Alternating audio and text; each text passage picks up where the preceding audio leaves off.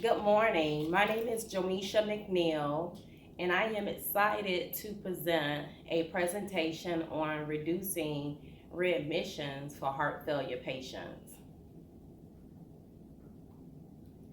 The objective of this presentation and research project is to research patient education, nurses' knowledge of heart failure, and also the signs and symptoms of heart failure and the management of heart failure. According to the American Heart Association, between 23 and 26% of heart failure patients that are discharged are readmitted within 30 days of discharge. It's unfortunate that 6 million people in the United States have heart failure. That's a lot of people. And over $30 billion is used to treat heart failure. So what is heart failure?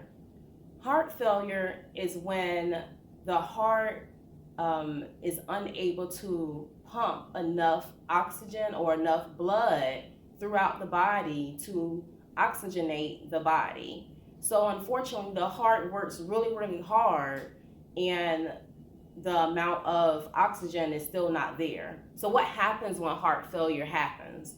Or I don't know if I said that right, but what takes place is a number of things.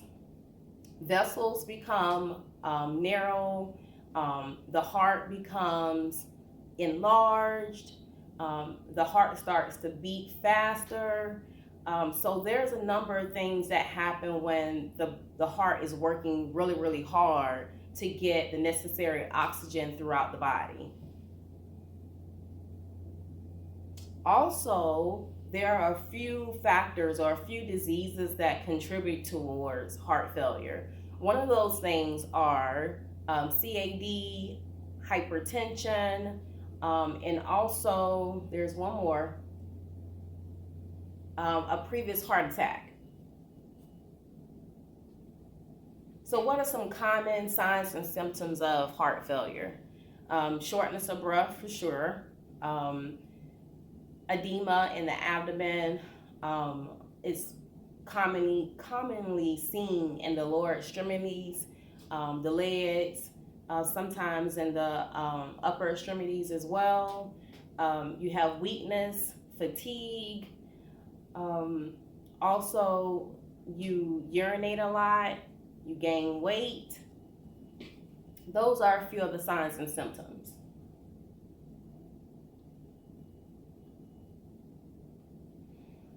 So, some of the causes of hospital readmissions for heart failure patients is patients that are not compliant with medications, patients that do not adhere to their diet. Like with heart failure patients, they're not supposed to consume a lot of salt. They're supposed to be mindful in their fluid intake. They're supposed to exercise, weigh themselves daily. These are a few things that they are supposed to do, but unfortunately, because they don't do these things, they're not compliant, they are readmitted back to the hospital.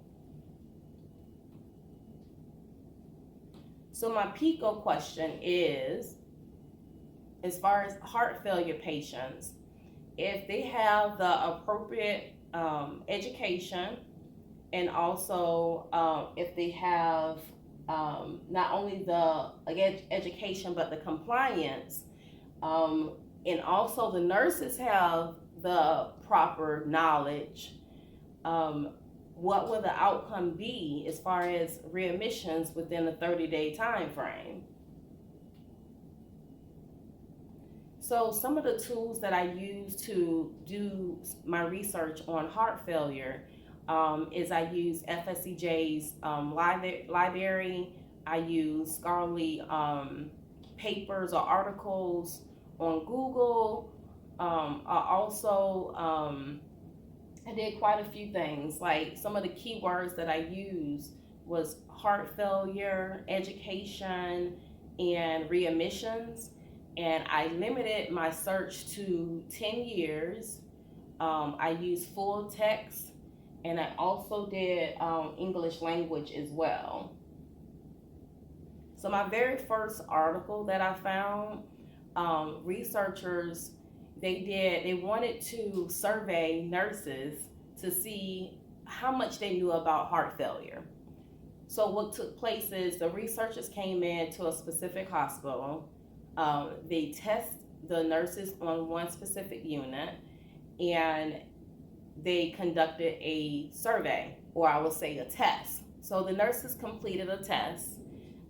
They were graded, and I'll say about, not say, but it was about 75% of nurses that did okay overall. After that was done, an educational program was presented to the same nurses about heart failure. So education was given to these nurses. Then after the educational program, they took a post-test in which they were tested again about heart failure. Well, they did better the second time around because of the education that was given. So they scored at 80% instead of 75%, which was the number that was given prior to the education. So the conclusion of that research was the patients had a 29% readmission rate once they were discharged. Well, after the education was given, 9% was readmitted. That is quite a difference from 29% to 9%. So it clearly shows that the education that the nurses were able to understand and apply and give to their patients, the patients were able to take that same education and apply it to their self-care at home. So essentially, education works.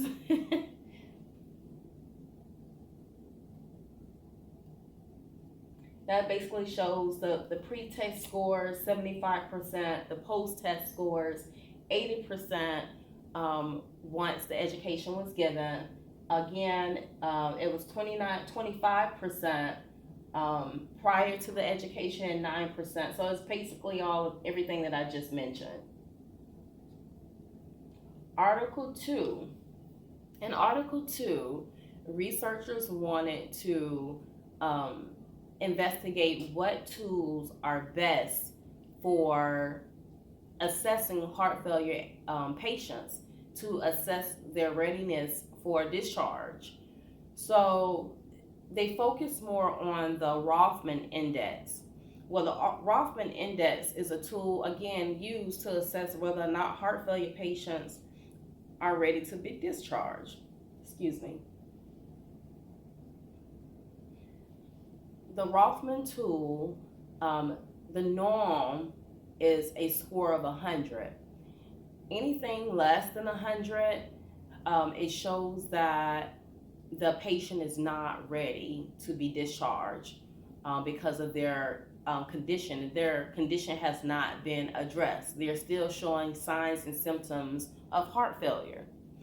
So once the researchers conducted a study in a 200-bed hospital, education was given to the nurses and also to the patients.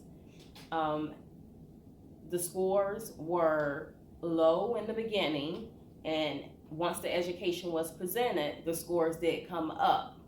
So again, the second article shows that once education is given, then not only the patient but the nurses are able to properly give education to the patient so that they can do better, because essentially we can give all the education we want while the patients are here, but if they don't completely fully understand, or they just say, for example, I'll just say they just don't understand, then of course they won't apply these things that we have taught them once they go home, and then they come right back. In conclusion, both of the articles, like I just said, shows that education works.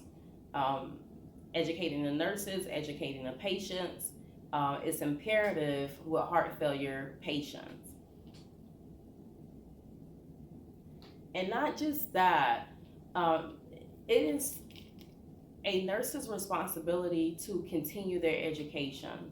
When new evidence-based practices are developed, it's the nurse's responsibility to make sure that they are aware of whatever the changes took place so that they can let the patient know.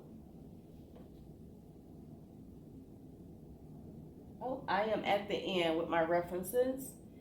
Thank you for your time and have a good day.